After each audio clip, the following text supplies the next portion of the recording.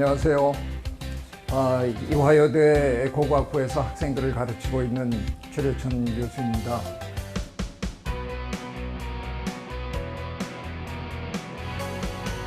네, 오늘 저는 여러분에게 우리가 지금 거의 2년 반 동안 고생을 하고 있는 이 코로나 얘기로부터 시작해서 과연 우리가 그동안 자연과의 관계를 제대로 맺고 살았나 하는 것에 대한 반성을 좀 해보고자 합니다.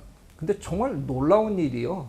제가 이 코로나19가 터지고 난 다음에 제일 먼저 받은 질문이 이것도 기후변화 때문에 일어난 건가요? 그 질문을 딱 받는데 괜히 반가웠어요. 뭐 그런 질문 받고 반가워하면 안 되는데 그동안 우리가 헛수고한 건 아니구나 하는 마음이 들었기 때문에 그런 겁니다.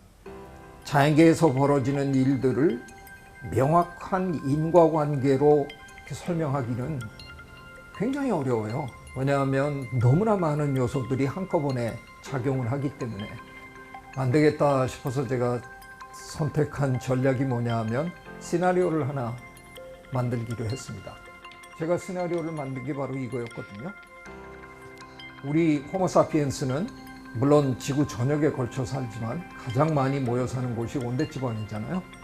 그러니까 박쥐가 자꾸 온대지방으로 들어온다는 건 뭘 의미하느냐? 박쥐와 우리 인간의 물리적 거리가 좁혀지고 있다는 거죠. 우리는 지금도 지구상에서 가장 폭발적으로 숫자가 늘어나는 그런 동물이다 보니까 우리는 자꾸 생활 공간이 더 필요하고 그래서 숲을 계속 베어내면서 살고 있잖아요. 그러면 그 숲속에 사는 야생동물들은 날이 갈수록 불편해합니다. 생활 공간이 줄어들고 자꾸 사람들을 만나게 되고 그들은 언제나 박쥐로부터 바이러스나 박테리아를 언제나 옮겨받고 있다가 우리 인간이랑 접촉하는 기회가 점점 많아지다 보니까 어느 순간에 우리에게 건네주는 그런 일이 벌어질 수 있는 거 아니냐. 이게 제 시나리오였어요.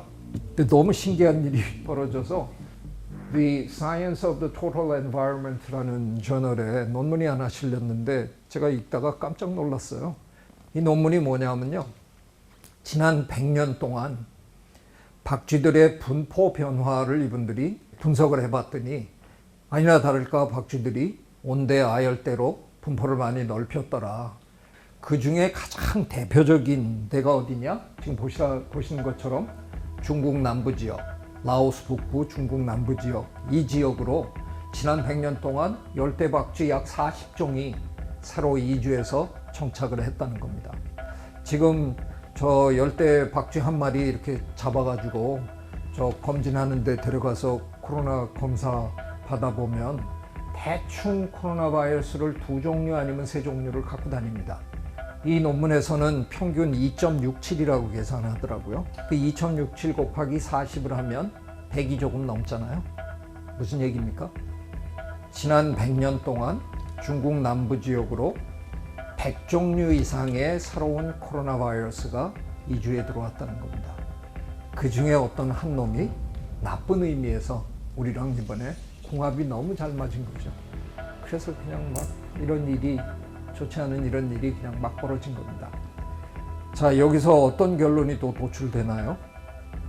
기후변화가 멈추지 않는 한, 지구온난화가 계속 일어나는 한, 열대박쥐는 끊임없이 온대로 이주할 것이고 그들이 가지고 오는 바이러스나 박테리아 끊임없이 온대에 있는 야생동물들에게 옮겨줄 것이고 우리가 자연을 계속 훼손해 나가는 걸 멈추지 않는 한 우리가 계속해서 그 야생동물들과 접촉하게 될 것이고 그러면 앞으로도 우리에게는 이런 재앙이 확률적으로 끊임없이 벌어질 수밖에 없겠다.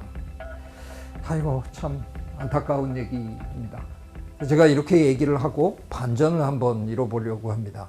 제가 그렇지 않아도 2020년 여름쯤에 무슨 국제회의를 화상으로 제가 모더레이터 역할을 했는데 그 행사를 끝내면서 마무리 발언을 뭔가 했는데 그게 뭐 해외 언론에는 이렇게 인용이 제법 여러 번 되더라고요. 제가 뭐라 그랬냐면 바이러스는 결코 우리 인류를 멸종시키지 못한다. 그렇게 얘기를 했거든요. 그때 막 사람이 죽어나가는 그런 순간에 제가 쟤네들이 아무리 그래봐야 우리 다 죽이지는 못한다. 이러니까 이게 약간 충격적이었나 봐요. 왜 못 죽일까요? 그 옛날 그 험악했던 유럽의 패스트, 당시 유럽 인구의 3분의 1을 죽였거든요. 3분의 1밖에 못 죽였어요. 제가 표현을 너무 거칠게 하는 거죠. 3분의 1 밖에라니요. 그래도 물을 수 있잖아요. 나머지 3분의 2 왜 못 죽인 거예요? 감염시키지 못해서 못 죽인 거예요. 너무 많이 죽으면 병원체는 다음 숙주를 감염시키지 못해서 그냥 그 전염병은 거기서 그냥 이미 감염시킨 숙주와 운명을 같이 하고 끝나는 겁니다. 그래서 전염병은 언젠가는 끝이 납니다. 피해는 엄청나지만 그렇다고 해서 우리 호모사피엔스를 깡그리 죽이지는 못한다. 그걸 제가 얘기 드린 거고요. 그런데 기후변화는 다르다. 기후변화는 감염시켜서 죽이는 게 아니잖아요. 우리의 환경이 전반적으로 우리가 살 수 없는 어떤 티핑 포인트를 넘어가 버리면 그냥 한꺼번에 다 죽는 겁니다. 그래서 만일 이번 기회에 그런 얘기들을 하는 분들이 많아요. 별로 과학적이진 않지만 이거 자연의 역습이야. 아니 우리가 그동안 자연을 너무 많이 훼손시키니까 자연이 우리한테 지금 복수를 하고 있는 거라고. 자연이 무슨 두뇌가 있어서 저 인간들 한번 기어코 복수를 해야 되겠다 뭐 그런 걸 기획할 수 있는 건 아니니까. 그런 표현들은 결코 과학적인 표현은 아닙니다만 그런 얘기들을 굉장히 많이들 하시거든요.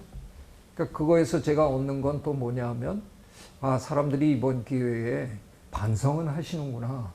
우리가 그동안 자연에게 너무 못되게 굴었다 하는 정도는 다 느끼고 계시나 보다. 그렇다면 우리의 다음은 기후위기에 대한 이제는 정말 적극적인 대응을 해야 된다. 그런 얘기를 제가 요즘 열심히 하고 있습니다. 어느 나라 모습인가요? 저 남태평양의 투발루라는 나라의 모습입니다. 그냥 집으로 물이 이렇게 차 올라와 가지고요. 이제 떠나야 된답니다.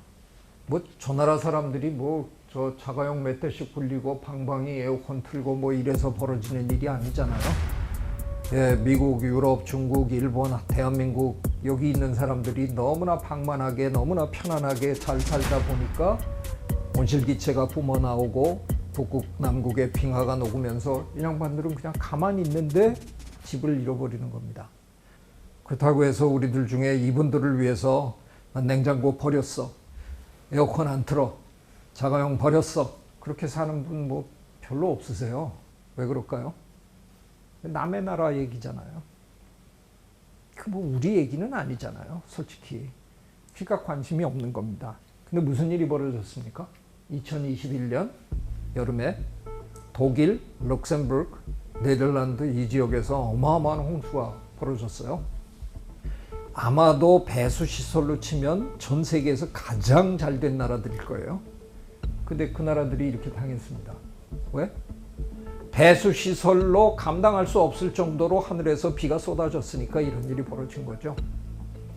제가 코로나19 사태를 겪으면서 제일 많이 떠든 표현이 하나 있습니다. 재앙의 판도가 바뀌고 있다. 그런 얘기를 제일 많이 하고 있습니다. 코로나19 같은 그런 전염병 따위는요, 옛날에는 그냥 저 제3세계에서나 벌어지는 거잖아요. 선진국에서 그런 일이라는 게 있을 수도 없는 거잖아요. 이번에 무슨 일이 벌어졌습니까? 코로나19로 가장 많은 사람이 죽은 나라가 어느 나라입니까? 미국입니다.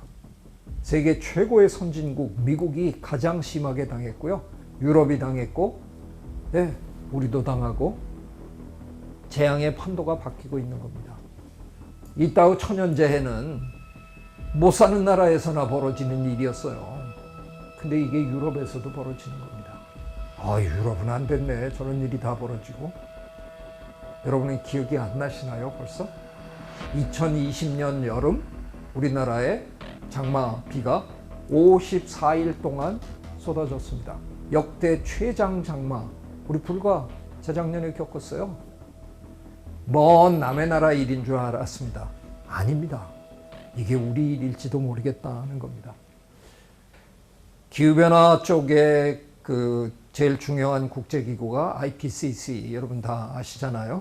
생물다양성 쪽에는 CBD, 유엔 생물다양성 협약, 이렇게 이제 두 기구가 그 기후변화 문제와 생물다양성 문제를 이제 이끌고 있습니다. 그 어쩌다가 제가 저 생물다양성 협약 CBD의 의장을 한 2년 추대받아서 해봤습니다. 근데 지금 IPCC를 이끌고 계시는 분이 우리나라 분이세요. 이회성 박사님이신데요. 그래도 우리 둘이 다 이런 일을 한 번씩 해봤는데, 저 그냥 일방적으로 이회성 박사님을 제가 일방적으로 존경합니다. 왜냐, 저는 해봤는데요. 2년 해봤는데, 그냥 2년 동안 좌절만 했어요.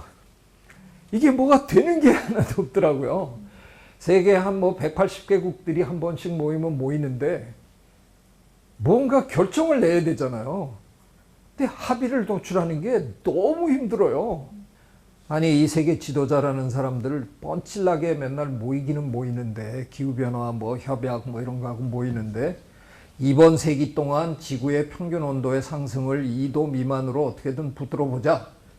말만 모여가지고 말만 맨날 하지, 이걸 도대체 실천도 안 하고 이러니까.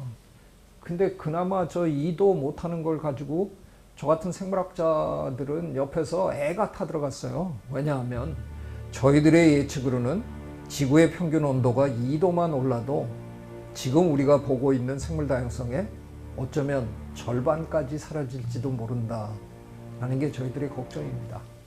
지구의 생물다양성의 절반이 사라졌을 때 과연 호모사피엔스가 생존할 수 있을까? 저는 없다에 이미 걸었습니다. 그렇다면 이게 무슨 얘기예요? 이번 세기 이제 한 80년도 잘 안 남았는데요. 어쩌면 80년 안에 우리 사라질지도 모른다는 거에 겁없이 저는 거기다 한 표 찍었다는 겁니다. 이거 굉장히 심각한 얘기입니다. 근데 이회성 박사님은 2018년 인천 송도에서 회의를 여시면서 세계 100몇십 개국의 대표들을 전부 설득하셔가지고 저 2도를 1.5도로 낮추시는데 성공하신 겁니다. 그러니까 제가 존경을 안 해요. 제가 해봤는데 말도 안 돼요. 저거 절대로 안 됩니다. 근데 그걸 해내셨어요. 네. 근데 그 회의에서 과학자들이 그렇다면 1.5도가 상승하는 시점은 언제일까를 이제 연구해서 발표했는데, 그게 2030년에서 2052년 사이 언제쯤이 될 거다라고 발표를 했거든요. 작년 초여름에 IPCC 6차 보고서가 나왔습니다. 그 보고서 안에 폭탄이 들어있었는데요. 저 시기가 10년 앞당겨진다는 거예요. 만약 저 시기가 2030년인데 10년이 앞당겨지면 어떻게 되는 겁니까? 2020년, 재작년이에요. 제가 정리할까요? 먼 다른 나라에서 벌어지는 일인 줄 알았어요. 아닙니다. 지금 여기서 벌어지고 있는지도 모릅니다. 100년, 200년 먼 훗날 벌어지는 일인 줄 알았습니다. 아닙니다. 어쩌면 재작년부터 이미 시작된 일인지도 모른다는 겁니다. 그 얘기는 무슨 얘기입니까?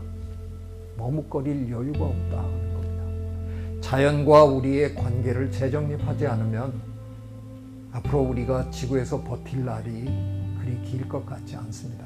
그래서 우리를 호모 사피엔스라고 스스로 현명한 인간이다 이렇게 자랑질을 하지 말고요.